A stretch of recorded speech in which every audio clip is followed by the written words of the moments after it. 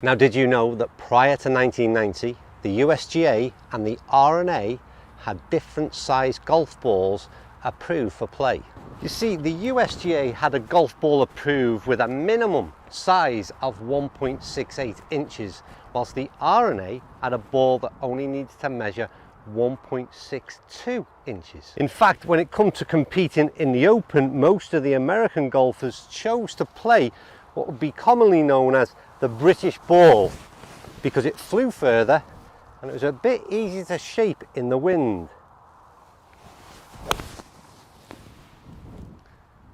Stay there, ball, stay there. No shaping, just about straight.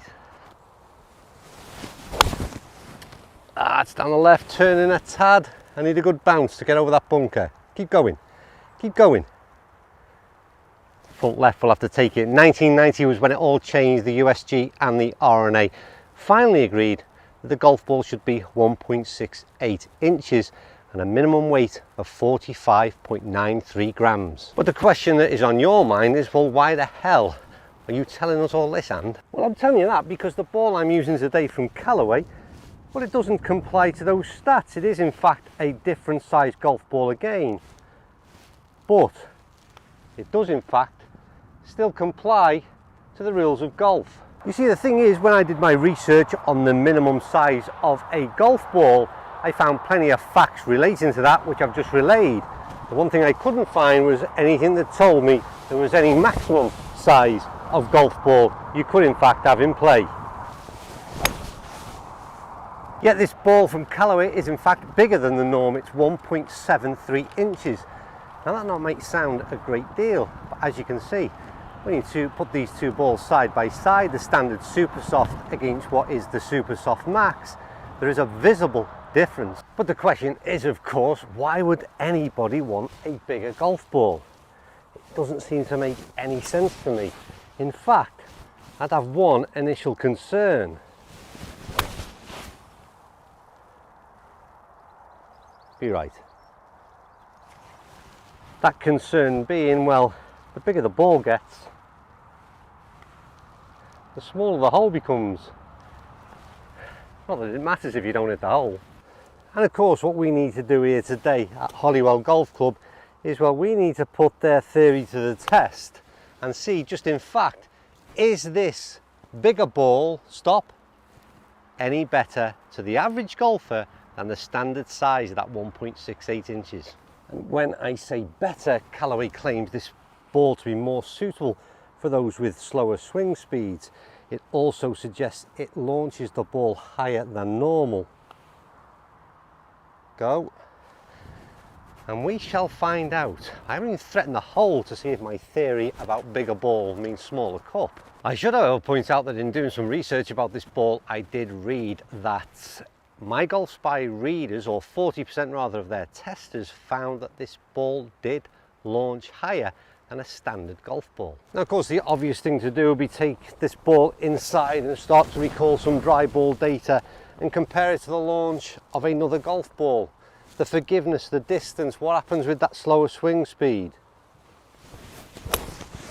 Or we can just bring it out here in reality when you get lies like that and see what kind of difference it really makes in terms of performance.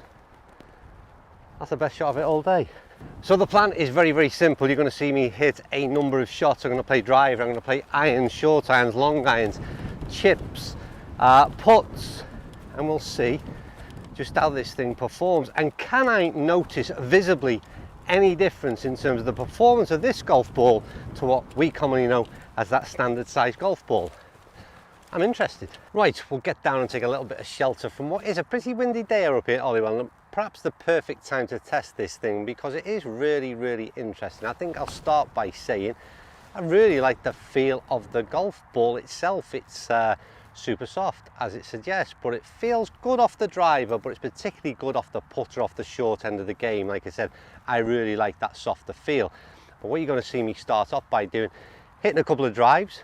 They were very straight, which makes a change, really pleasing. In terms of the launch, did I see any difference? Yeah, maybe not.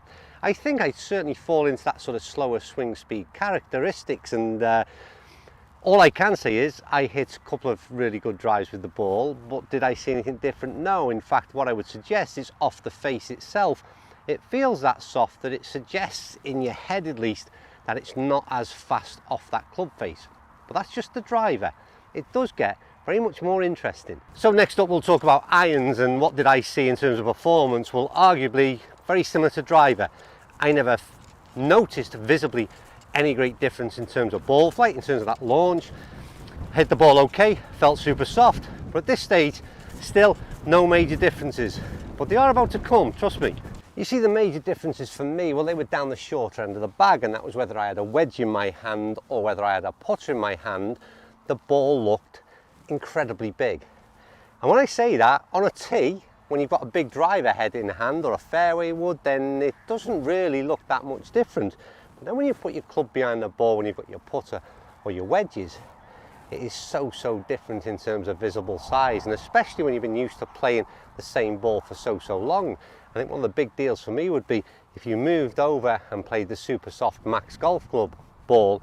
I think you'd have a real issue in switching back, because all of a sudden just that minute difference that it seems has played tricks on your eyes, and you would swap back from the larger ball into the smaller ball, and I think you'd start to struggle a little bit in terms of your confidence. So the thing is, there's a strong argument to suggest this is once again all about what's between the ears, because if you think you've got a better chance with a bigger golf ball, then by all means go ahead and use one. It's a good strike hand. Stay there, ball, stay and sit. The one thing I will say, and I said it earlier on about the irons and the feel, I love the feel of the golf ball, and the fact that these come in around £20 a dozen in the UK, whether you want the super soft or the super soft max, I think it's a tremendous value golf ball, and like I said, from a feel perspective, I think it's superb. There is one other scenario which I find quite interesting, that's when the ball is nestled down in the rough. Now if you think about it for a minute, a bigger ball just sits up that little bit more. Now that just might be me thinking a little bit weird, but if you look at these clips, once again I think you can see quite visibly just which one of the two is the bigger golf ball. And for some of you out there, you might just think you've got a better chance of getting it out. Nah, putter's not on song today, but what are my overall thoughts? Well, quite simply, I have seen nothing to suggest this ball is any better for my golf game. I've also seen nothing to suggest it's any worse for my golf game, to be quite honest with you. I'm a strong believer that you've seen videos before that golf ball certainly does make a difference, but I think you've got to understand where you're at with your swing and what you're looking for from that golf ball. And unless you are, I think, in the sort of top end single figure golfer, then you're not really going to get the performance benefits that you can do from most premium golf balls. So something like the super soft, like I said, irrelevant to whether that be the standard size or the max, is a real good decent performing ball. And as you can see from the wind out here today and the way that camera's wobbling, is it's put through its paces, it's performed incredibly well, and probably a lot better than I expected it to. But in terms of the size of the golf ball, I'm not buying into that one, I'm afraid.